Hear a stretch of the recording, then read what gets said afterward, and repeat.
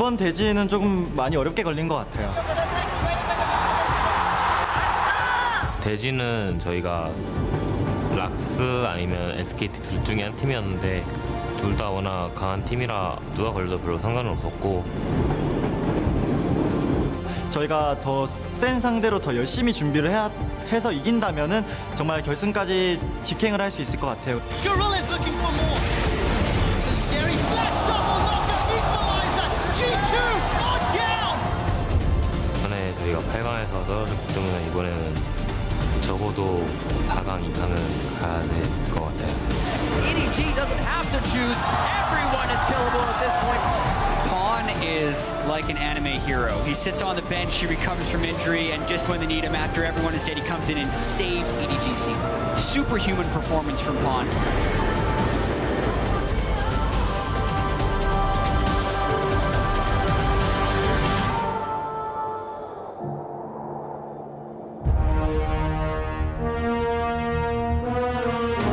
Doubt is just wrecking through the team, and that's a double kill. Scout will pick up the quadra. Threads the needle, goes back in. Peter looking for the steal. He does it one more time. Clearlove's up 50-50 with Baron at 2,700 HP. Goes in. Clearlove steals the Baron. And the Rocks Tigers show up and finish #1 in Group A.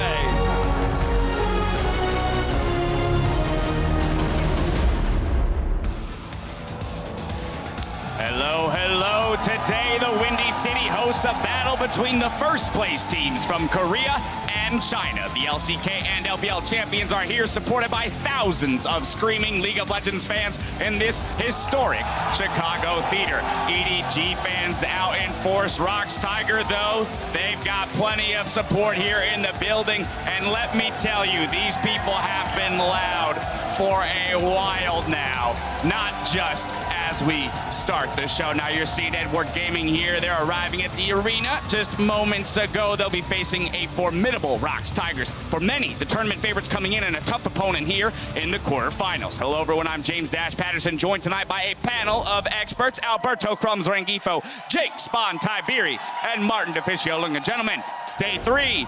And I've got you all on my desk, my dynamic trio, if I will. Yeah, experts is a very strong word, but we are here as good friends. And Jake and I, we got to cast yesterday with SKT, and it was a great series, honestly. As someone that got to watch it from the stand, you guys did a good job, but the crowd was so loud and so excited for the games that I really enjoyed it. And we've had 3 on the first day, 4 on the second day. We're hoping for 5 games here tonight. But now, it is time to pass it down to the stage to introduce tonight's quarterfinal contenders. Hello to everyone around the world, and especially to everybody in the Chicago theater. Please put your hands together and welcome today's quarterfinalists. Starting with the #1 seed from the LPL, it's Edward Gaming!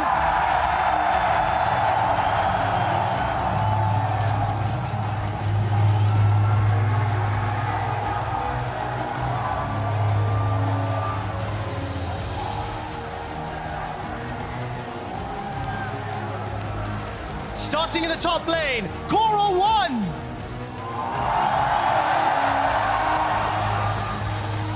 In the jungle, Clearlove.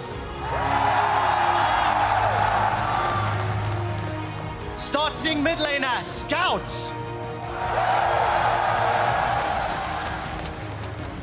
AD carry, Deft. Support, Mako. Superstar substitute, Pawn. And their coach, Rapid Star. Put your hands together for Edward Gaming. Their opponents on the Rift today, the reigning champions of LCK, the current kings of Korea, Rocks Tigers!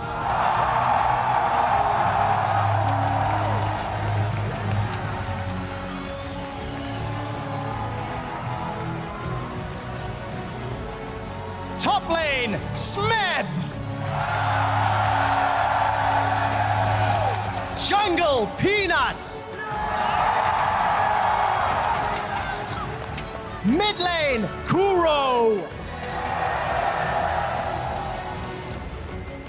AD carry, Prey. Support, Gorilla. Substitute, Cry. And their coach, Nofei. Chicago, one more time for EDG versus Rocks.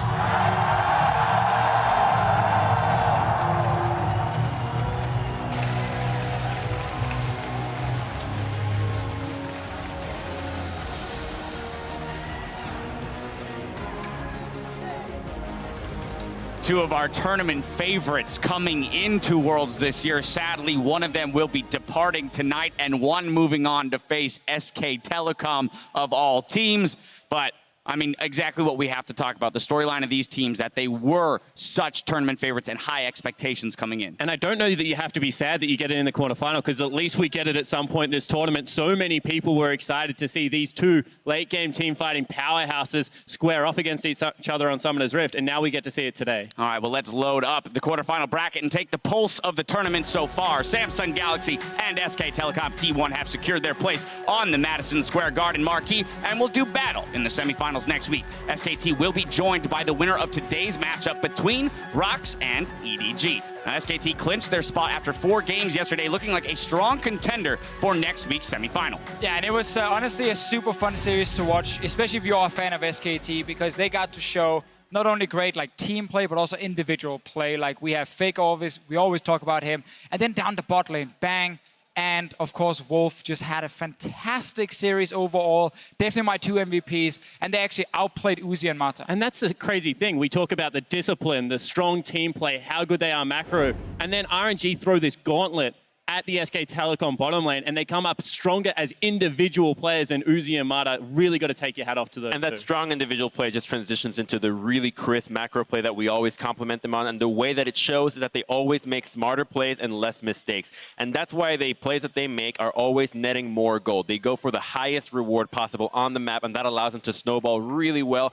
And that's what lets them claw back into those games, because they know what play they need to make sure that they stay relevant. And you know, SKT, they keep doing it to us, but a rough group stage, now heading into the final portion, and they look so damn good, so damn coordinated. And you have to think that if anyone comes up against this lineup, they are going to be very hard to take down. Have to be a little bit careful. You know, we don't want to give them the title just yet. They haven't actually faced any of the other Korean teams, who obviously have shown they can beat them back in Korea as well. Could be Rocks Tigers, could be Samsung in a potential final. I think SKT look fantastic, but they haven't won the title yet. Well, today we'll find out if the Rocks Tigers join the other Korean squads in the next round, or if EDG can carry the banner of China to the semifinals. Now, each of these teams had huge expectations coming into Worlds, and both, well, let's be honest, they had less than stellar performances in groups. Yeah, and you have to take an even closer look at EDG, because now they're playing with an emergency sub. Unfortunately, Mouse, due to personal issues, is back in China, and they've brought in Koro. And people have great memories of this guy, but he hasn't played since Spring Finals, where they lost against RNG, which was a huge upset. He's a big team fighter. He plays a lot of Gnar, Trundle, Poppy, the like that Scout also,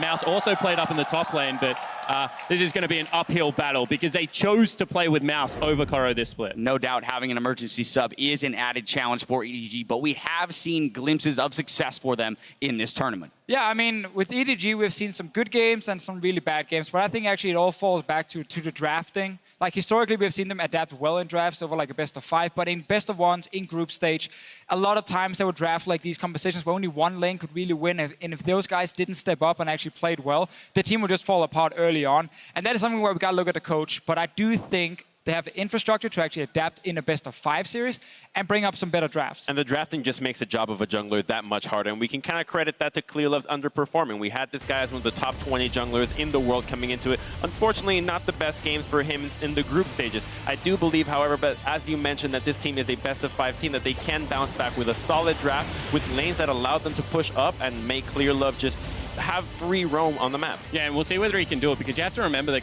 Clearlove played 83% of his games on Rek'Sai Gragas this split, and having Gragas gutted and Rek'Sai be heavily contested and banned away from him a lot actually put them at a severe disadvantage in the group stage. Yeah, and also we got to look at the fact they had, like, trouble. If you look at like top lane performance was an issue, so he couldn't really go top lane and rely on that one. Bot lane was the one he had to play around, but that's very predictable, so teams would kind of counter against it and ward against it. So it's very hard for Clearlove to like find a lane he could snowball properly, and that again made him look even worse. He just kind of pulled across the entire map.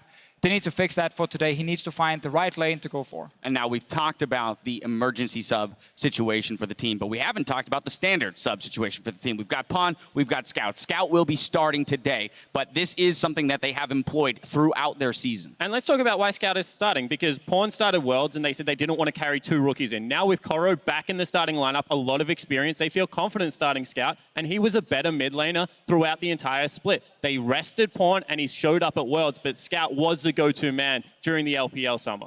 And of course, there is an opportunity for them to sub him in at any point through this series after the first game. Now, on the opposite side of the rift, we have the ROX Tigers, who also showed some weakness in groups, despite being the #1 seed from LCK. Yeah, and once again, I feel like we're also looking at draft.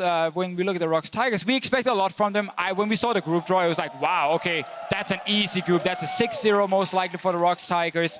But drafting-wise, they've been disrespectful, honestly. They gave Aurelion Sol over to CLG. You don't do that, first of all. And then second of all, you don't draft losing lanes across the board, because then again, in this meta, you just fall too far behind. And that has been a big issue for them. Although, to be fair, I felt like in the last 2 games in their group stages, they buckled down and said, we're going to pick our comfort picks. We saw Victor for Kuro. We saw 2 games back-to-back for Peanut on the Elise, and he just went off.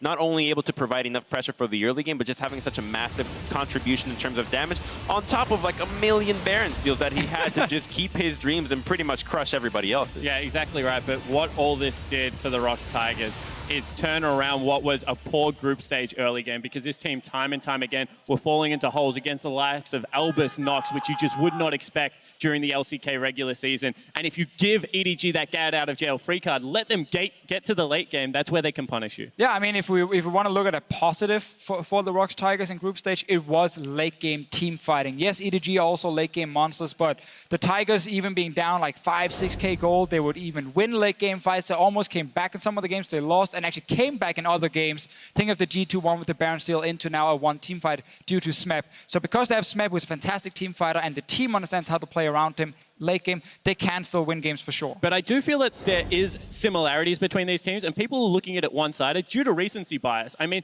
EDG had peaks and troughs throughout the whole of the group stages, and they're coming in as heavy underdogs. Maybe the first time that this team has ever come into a best-of-5 heavy underdogs, whereas ROX, they were struggling and then closed out incredibly well. Yeah, and I also want to be clear that the reason why we can be so critical of both of these teams right now is because of the expectations. It's because of what they put up in their seasons back in their home regions. They were such dominant teams that the expectation is for them to live up to that level. Yep. And if they do get to that level, my goodness, we're in for a really fantastic Yeah, and I series. want to jump off your point about ROX being fantastic in the late game team fight.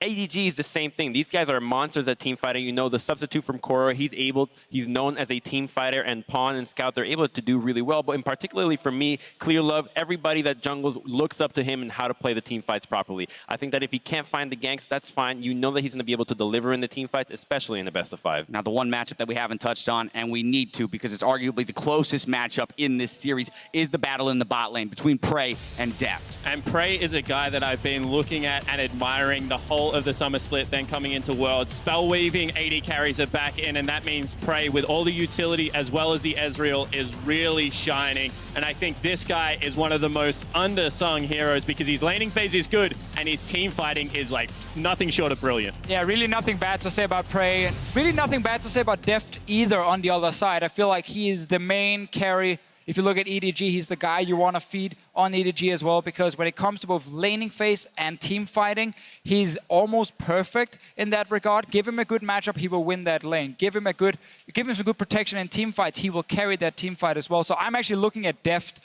being like the big guy to win this for EDG, but he needs the team around him. And both of them actually have hyper carries up their back pocket. I mean, when you look at Prey, famous for his Twitch. When you look at Deft, the Jinx and Twitch come out as well. So I really do think that they're much more versatile than people actually think coming in with their champion pool. All right, well, let's lock in your predictions before the casters take over down the line. Who's booking our third trip to New York City? Chrome, starting with you. Well, I mean, if we look at the week 2 performances for both of these teams, I do feel like ROX is on an upswing and EDG was on a downswing. I feel like ROX is coming in as a stronger team, and I think that they're going to be able to take it 3-1. All right, 3-1 vote here for ROX. Spawn.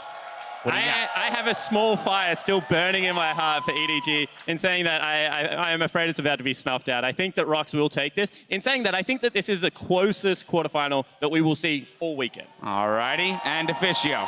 Yeah, I think Rox Tigers will take it as well, 3-1. I think they just have more options in the pick and ban phase, more flexibility because they can actually play around Smeb as a big carry, which is going to be huge for them, and they can kind of match EDG along the way. So I think the pick and ban phase that I value very highly goes in favor of Rox, and that's why they're going to win. Well, 3 votes for Rox Tigers here on the desk. My vote is for 5 games, no matter who takes it. Now, throughout the tournament, we're bringing you an alternate take on Worlds 2016 over on Riot Games 2. Click on over to the player experience stream where our team of casters are joined today by Matt and Kiwi Kid for a closer look at the top lane here in Game 1. SKT and their coach Koma are looking on with great interest at the outcome of this quarterfinal. 제가 기계도 아니고 적으로 만나지 않으면 굉장히 응원하고 있습니다.